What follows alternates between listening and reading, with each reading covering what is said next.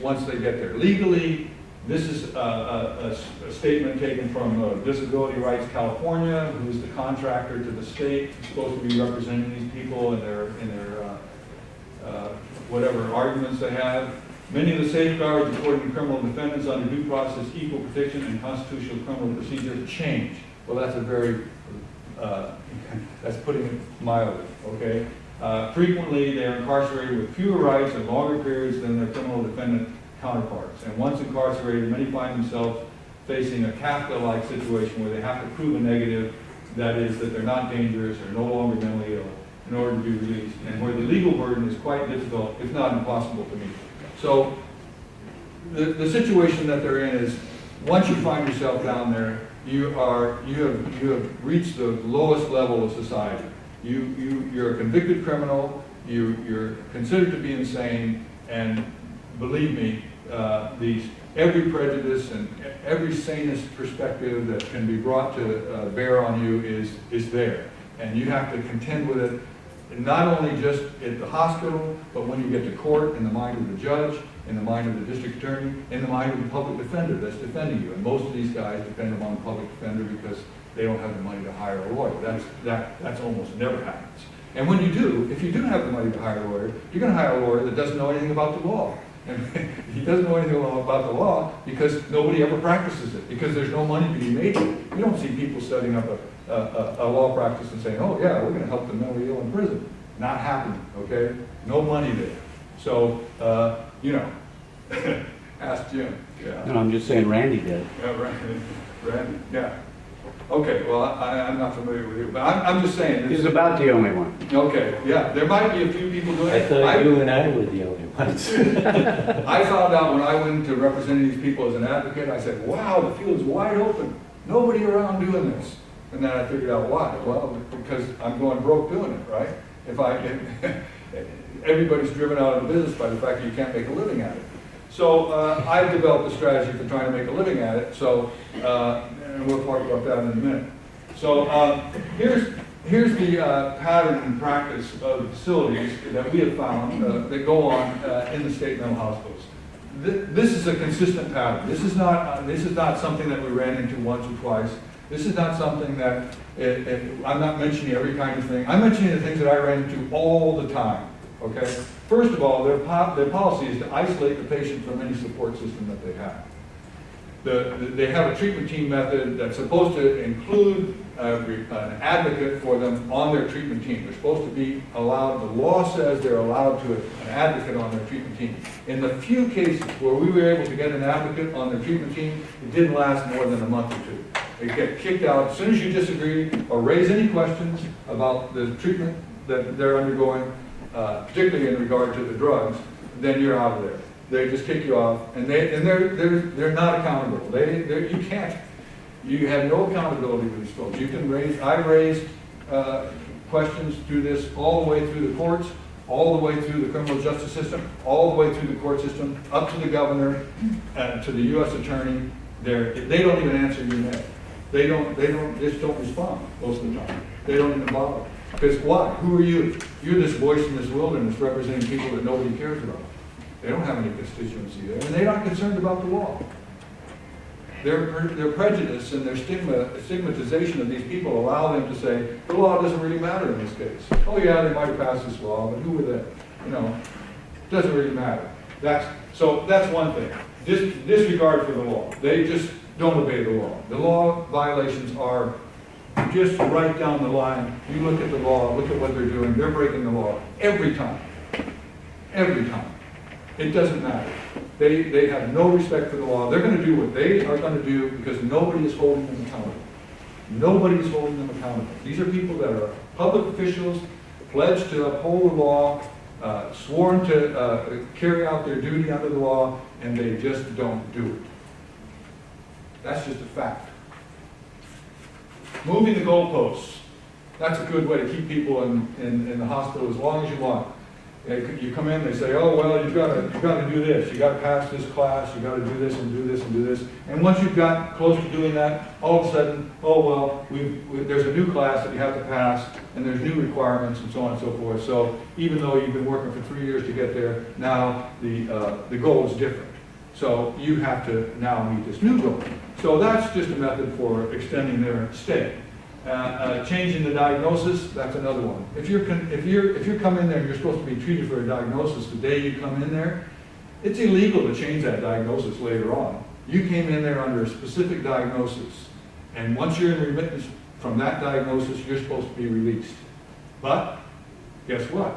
They say, oh, well, we've noticed that you have another diagnosis, and now you need to be cured for that.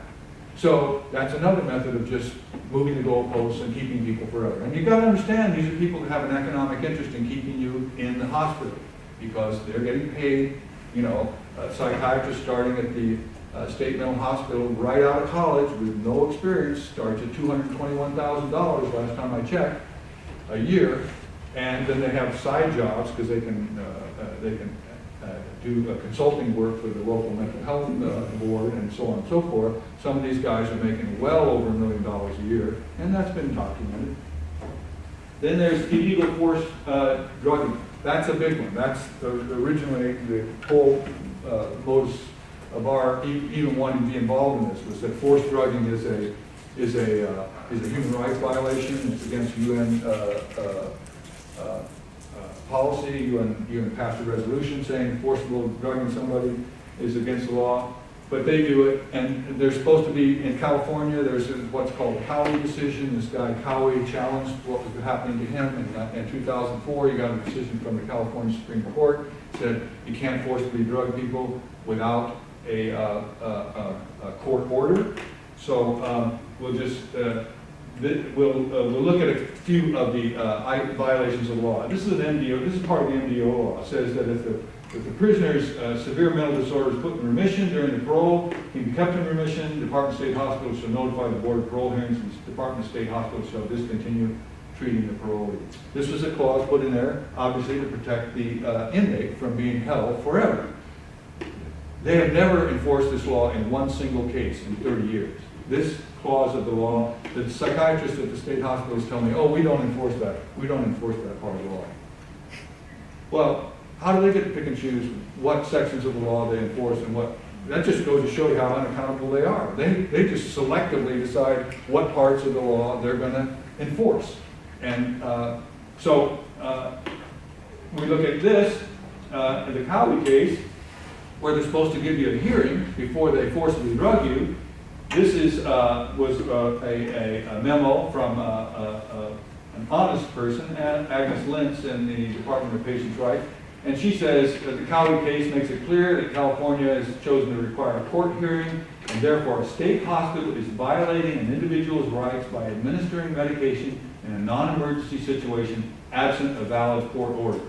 It is the understanding of us that Atascadero State Hospital has had difficulty in obtaining court orders to medicate, and that they feel that they may involuntarily medicate an individual unless a court order that an individual is not medicated. So, in other words, they turn the law on its head. They say, the law says we have to have a court order to medicate you, to forcibly drug you, but we're going to forcibly drug you until the court tells us that we can't. So, that's the complete obverse of what the law was set up to do. So, that's the kind of unaccountability that we're contending with. This memo was written in 2009. That's 7 years ago. I mean, it's on the record, it's in the files, it's out there. Nobody cares. They don't care. Nobody's going to call them to account. They are in complete understanding that they're a law unto themselves. Nobody's going to interfere. They are lawless individuals and a lawless organization. So let's go back to other things that they do. Fraudulent record keeping. That's a great one because they have a records department in the hospital, and they allow anybody to come in and out of there that works in the hospital and pull your file, and they can do anything. They can take things out, which they do. They can put things in, which they do. They can change things that are there, which they do. And there's no log kept of who saw your file, what they did, or anything like that. So it's completely a system set up for corruption. Okay? If I want to change a record because I know a guy's going to court and I want to have a report that says that he was psychotic or whatever, I can go in there and put in a report that says that. throw it in his file, and then later when he protests, I can go back and pull it out again, and when he goes and checks his file, guess what, it isn't there. So you can see that the control of records is everything. And yet they have a system which allows fraud on a massive scale. And again, I'm not talking about an isolated incident. I'm talking about things that go on all the time. Interference with the U.S. mail. They're supposed to, you know, if you have a letter going out to your attorney, they're supposed to let it go out unmolested. Or if a letter comes in from your attorney, they're supposed to open it in front of you to check to make sure that their security is okay. But they don't do that. Letters disappear, which means that, say you have an appeal coming up and you need to notify your attorney. You send out a letter, your attorney never gets it. The time lapse goes out and you lose your appeal. You lose the right because it's not timely. You can complain all you want, but it doesn't do any good. You can complain, we've complained to the U.S. Postal Authorities over and over and over again. They say, we don't have any control, it's on the grounds of the hospital, you have to talk to them. So you go to them, you talk to the Department of Police Services, guess what, it's their own police force. So they investigate themselves and they find, we don't see any problem. So that kind of stuff goes on all the time too. So then you got the use of underground regulations. Well, when you run these hospitals, you have to write administrative regulations to enforce the law. The law says the one thing, then you write administrative regulations, that's how you're going to carry it out. So they write administrative regulations that have nothing to do with the law, or actually controvert the law. So, and then they run the institution according to that. So then you drag them into court and you say, well, this regulation is wrong. So the courts, the administrative law courts say, yeah, that's an underground regulation. Do you think anything changes? No. They're still using the underground regulation. So again, system is unaccountable. There's nobody forcing the law on these people. They do whatever they want to do. Then there's retaliation for resistance. This is a big one. If you have the temerity to say get together with an advocate or on your own, you know, complain, file a complaint with the medical board or complain to the Commission on Judicial Reform or file a habeas corpus, you know, anything that you do to resist, then you get it. They might as well give you a big shirt with a target on it. Because everything that they can do to mess with you, they will do. They will do. They will take away your commissary privileges. They will mess with you on the day when you got a visitation coming up and somehow there was a lockdown that day and you, even though your advocate or your lawyer has traveled 400 miles, they can't get in to see you because the whole facility is on lockdown because somebody did something and so on and so forth. So there's lots of ways to retaliate. You're a captive. They, you know, it's a no-brainer. Retaliation happens. And then there's cover-up of wrongful deaths. These people die in the institutions. There's laws that require them to report every death in the institution to the state, okay? There's supposed to be an investigation, a medical investigation, and they're supposed to investigate and see why he died. The coroner has to do this, so on and so forth. Well, guess what? The coroner is the sheriff. So the sheriff, and you know, we did a study. They're back there. You can take one with you when you go. We studied people that had died in state mental hospitals between the 2005 and August of last year. In the first place, the State Department of State Hospitals didn't have most of the death certificates like they were supposed to. They said, well, we don't have them. They're not sending them to us. Well, if they're not sending them to you, why don't you demand that they do? Because the law says they have to. So the ones that I could get, we got 63 of them, coroners not even signing off on the death certificate. They're not doing an investigation. They're, even when the deaths are highly suspicious. The only ones that they investigate are ones that they clearly define as suicides and a few others, but most of them they just don't investigate. So the coroner and the Department of State Hospitals are colluding to prevent this information from coming out. And this information affects all of us, because guess what? These folks are taking these drugs, and they are therefore, just looking at it from strictly informational, public standpoint, this is information on people that have taken these drugs over a long period of time. So it's valuable public health information. So they are denying the public the right to find out what are the health implications of the way these people are treated. And they just, again, unaccountable. After they sent me the death records, and I said, well, what about Napa? You didn't send me any records at all for Napa. You didn't send me any record for Coalinga at all. I found out that there were 62 deaths at Coalinga alone that they didn't report, and those are just the ones I could find out about. So what about, Metro? You only sent me 3 from Metro in 11 years. I know that can't be right. And then they just stopped answering their mail, stopped answering their phone, stopped responding. It's time to go away. We don't care. And we know that nobody else cares, so we're not worried about this.